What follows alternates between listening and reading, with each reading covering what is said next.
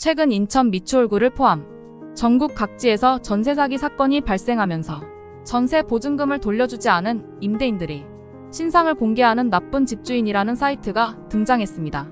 오늘 영상에서는 신상 공개 사이트와 관련한 내용을 정리해보겠습니다.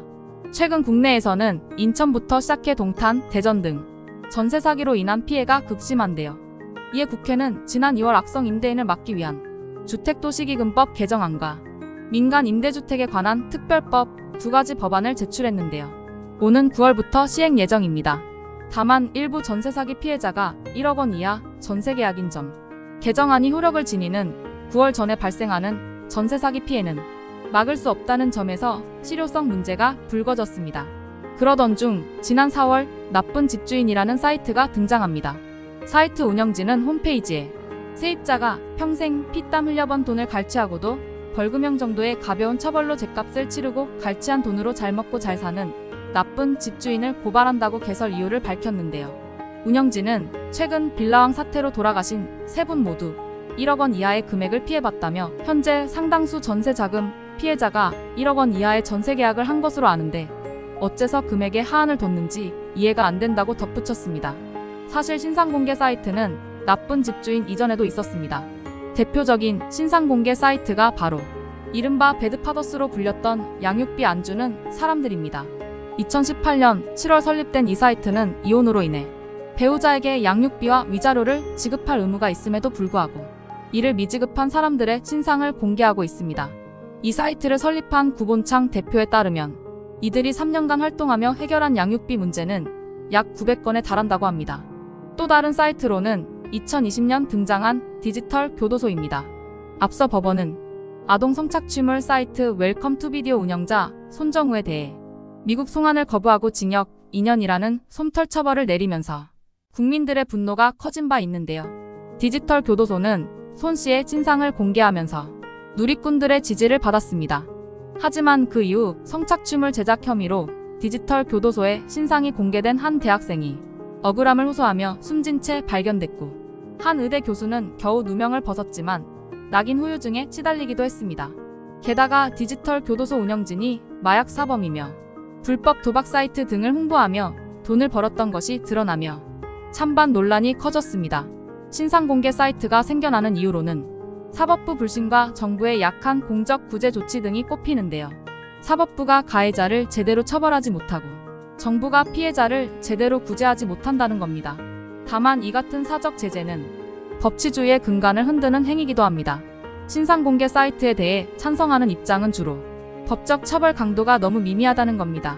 범죄자들은 법적 처벌보다 오히려 사회적 판결을 더 두려워한다는 건데요. 신상 공개 사이트는 범죄 예방 효과와 더불어 경각심을 유발하고 공익에도 부합한다고 주장합니다. 다만 반대 측에서는 이러한 신상 공개 사이트가 법치국가에 대한 도전으로 보고 있습니다. 이러한 사이트를 용인한다면 국가 질서가 무너질 수 있다는 건데요. 또한 정보 신뢰성 부족으로 억울한 피해자가 발생할 가능성이 높고 명예훼손과 사생활 침해 등 개인의 권리를 보장받기 어렵게 된다고 주장하고 있습니다. 그렇다면 현행 처벌 현황은 어떨까요? 현행법에 따르면 다수가 볼 수 있는 곳에 신상 정보를 게시해 다른 사람의 명예를 훼손하는 경우 2년 이하의 징역이나 금고 500만 원 이하의 벌금에 처해질 수 있는데요. 실제로 구 대표는 1심에서 무죄 판결을 받았지만 2심에서는 벌금 100만 원의 선고유예를 받았습니다. 구 대표는 이에 불복해 현재 대법원 판단을 기다리고 있는 중입니다. 또 디지털 교도소 운영자는 신상정보 무단 공개 혐의로 징역 4년과 추징금 1,890만 원을 선고받았는데요. 다만 당시 재판에서 디지털 교도소에 일부 허위사실이 섞여 있고 운영자가 마약 혐의도 함께 받고 있어 이러한 판결을 받은 것으로 보입니다. 지난 2020년 9월 방송통신심의위원회는 신상정보 공개의 위험성을 이유로 디지털 교도소 접속 차단을 결정했습니다. 다만 전체 차단이 아닌 일부만 차단하기로 했습니다. 최근 유튜브에는 학창시절 학교폭력을 당했다고 고백한 미용사 표혜림 씨의 가해자들 신상이 공개돼 파장이 일었는데요. 공개된 가해자 4명 중 한 사람은 실제로 직장에서 해고되기도 했습니다. 이런 결말에 대해 누리꾼들 사이에서는 사이다라며 속이 시원하다는 반응이 많은데요. 이는 법과 국민 감정 간 괴리감이 크다는 것을 반증합니다. 법치국가에서 정당한 구제와 처벌이 제대로 이뤄지지 않기 때문이라는 건데요.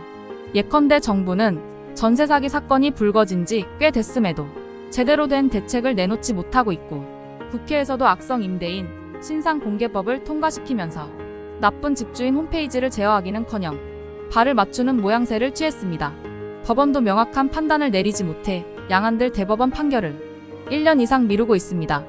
곽대경 동국대 교수는 개인이 분노할 만한 일이라고 해서 온라인 사적 제재를 부추기거나 옹호한다는 분위기가 만들어지면 법 질서를 유지하는 근간이 흔들릴 수 있다고 지적했는데요.